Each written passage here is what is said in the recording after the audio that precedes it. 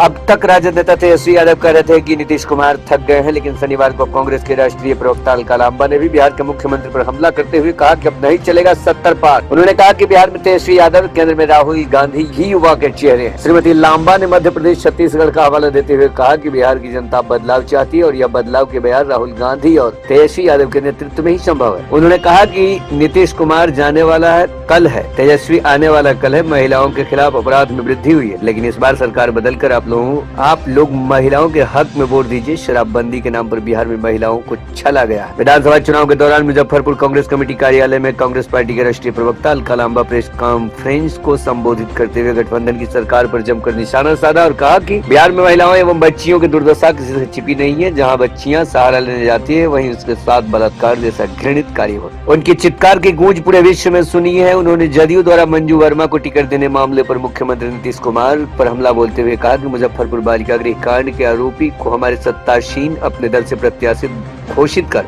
अपना नजरिया सबके सामने रख चुके हैं। उन्हें न तो बिहार की जनता और न ही ईश्वर कभी माफ करेगा। उन्होंने कहा कि जदयू भाजपा के गठबंधन की सरकार महिलाओं एवं बच्चों के प्रति एक असंवेदनशील सरकार है। इस सरकार को कांग्रेस ने उनके गढ़ को तोड़कर अपना परचम लहराया। छत्तीसगढ़ में, मध्य प्रदेश में भी किया, छल कपट हुआ, किसी तरह सरकार गिराई। वहां पर भी चुनाव है, पर हमें यकीन है कमलनाथ जी के नेतृत्व में दोबारा हम वहां पर वापसी करेंगे। और यहाँ पर ये तीसरी जगह है जहाँ पर हम 15 साल के कुशासन को कुचलते हुए जनता की मांग पर जनता के साथ खड़े होते, खासतौर से युवाओं और महिलाओं से मैं कह रही हूँ, हम लोग उनकी उम्मीदों पे पूरे खड़े उतरेंगे। कांग्रेस का घोषणा पत्र आपके साथ है।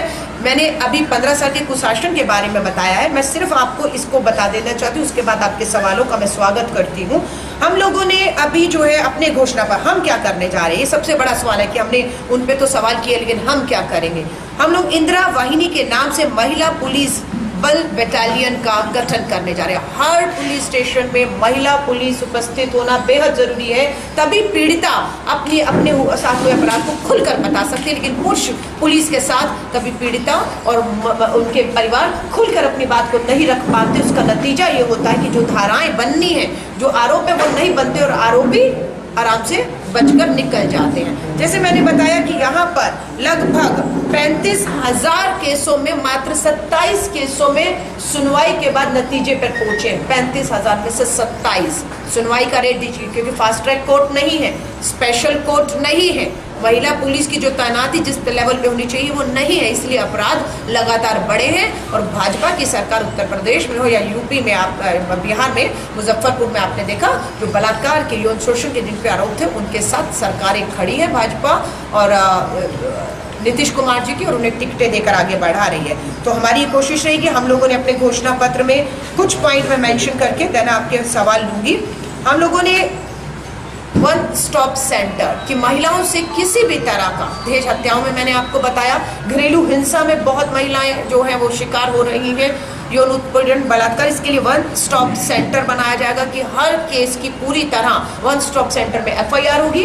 उसे कानूनी अगर मदद चाहिए तो वन स्टॉप सेंटर में कानूनी मदद मिलेगी, उसे आर्थिक मदद चाहिए आर्थिक मदद मिलेगी, उसे अगर मेडिकल हेल्प चाहिए तुरंत, जैसे हाथरस में बच्ची को समय पर इलाज मिला होता तो बच्ची दम नहीं तोड़ती, सब जानते हैं, जब तक वो हाथरस से दिल्ली के सफदरजंग कोच ने दम तोड़ दिया। तो इलाज, ये सब वन स्टॉप सेंटर में हमारी कोशिश रहेगी बिहार में हमारी सरकार आए उसके बाद हम लोग प्रोवाइड करेंगे। महिलाओं के नाम पर जमीन और मकान रजिस्ट्री पे 2% अतिरिक्त छूट। अगर आप जमीन और मकान खरीदते तो लाखों रुपए में, और 2% में छूट में भी लाखों रुपए का लाभ ले सकते हैं महिला के नाम पर रजिस्ट्री करवाने पर। हम उच्च शिक्षण संस्थान, मेडिकल, इंजीनियरिंग कॉलेजेस में, वाणिज्य विज्ञान में बच्चों के लिए 35% आरक्षण सीटें रिजर्व कर रहे हैं। हम लोगों ने जो है केजी से पीजी तक, केजी से पीजी मतलब पोस्ट ग्रेजुएशन तक बच्चियों के लिए, बेटियों के लिए शिक्षा को पूरी तरह से मुफ्त करने की बात की है, क्योंकि तभी हमारी बेटियां पढ़ पाएंगी। और बहुत सी बेटियां ये कहती हैं कि सरकारी स्कूल बेहतर नहीं है और निजी स्कूलों में शिक्षा के लिए पैसा नहीं है, इसलिए वो पढ़ाई नहीं कर पा रही। और सुरक्षा भी एक बहुत बड़ा मुद्दा बताया, लेकिन हम लोग सुरक्षा पे काम करते हुए केजी से पीजी बच्चियों को मुफ्त शिक्षा की बात। हम लोगों ने यहाँ पर जिक्र किया है कि महिलाएं बहुत सारी जो है साफ सफाई का ध्यान ना रखने की वजह से, पुराने तौर तरीके अपनाने की वजह से काफ़ी बार जो है वो बीमार होती हैं। उसके लिए हम लोगों ने छात्राओं के लिए सभी सरकारी और निजी स्कूलों में, विश्वविद्यालयों में सैनिटरी पैड नैपकिन मुफ्त देने के लिए हम लोगों ने घोषणा की है कि हर सरकारी और निजी स्कूल विश्वविद्यालय में बेटियों को मुफ्त सैनिटरी नैपकिन दिया जाएगा ताकि वो हाइजीन से, बीमारियों से जो है वो बच सके। महिला सुरक्षा के लिए विशेष पिंक बसें हम चलाएंगे। उसमें हमारी रिजर्व रहेगा कि वो बसें सिर्फ महिलाओं छात्राओं के लिए होगी ताकि महिलाएं पूरी तरह से सुरक्षित होके उन पिंक बसों में एक जगह से दूसरी जगह जो है वो आ जा सके। तो ये मेन, और पोक्सो कानून के तहत मैं आपको बताऊंगी protection of children from sexual offence, नाबालिग बेटियों के बलात्कार में फांसी का प्रावधान लाया गया। लेकिन मैं पूछना चाहती हूँ नीतीश सरकार से और भाजपा की केंद्र की मोदी सरकार से, 14,000 मामले पिछले सालों से निलंबित हैं और जब से पोक्सो भी आया है ये कानून, कितने नाबालिग बेटियों के बलात्कारियों को आपने फांसी दी है? एक भी मामला ऐसा नहीं है जहां नाबालिग बेटियों के बलात्कार में उनको fast track court, special court में सुनवाई के बाद फांसी दी हो। तो कानून बनाना एक बात है, कानून को धरातल में लागू करना दूसरी बात है। तो मैं आपको यकीन दिलाती हूँ जो माहौल है उस माहौल को देखकर हमें पूरा भरोसा है कि महागठबंधन की सरकार बनने जा रही है क्योंकि बिहार बदलाव चाहता है।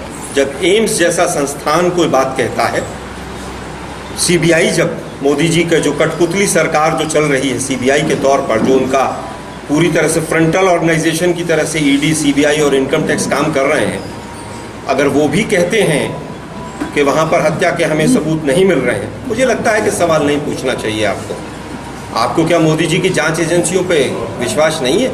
क्या कोविड-19 की वजह से आपकी पढ़ाई भी थम गई है? ईस्टर्न इंडिया का सबसे विश्वसनीय नाम मेंटोस एड्यूसर्व आपके लिए लाए हैं मीट डिजिटल। ये सिर्फ ऑनलाइन क्लासेस नहीं है, ये है एक वर्चुअल क्लासरूम प्रोग्राम। आपको मिलेंगी क्लासरूम कोर्स की ऑलमोस्ट सारी फैसिलिटीज। अपने राज्य में ही रहकर बेहतरीन तैयारी करने के लिए मीट डिजिटल से जुड़कर अपनी पढ़ाई ऑनलाइन करें और कोरोना वायरस की स्थिति सामान्य होने के बाद इसे रेगुलर क्लासरूम में कन्वर्ट कर लें।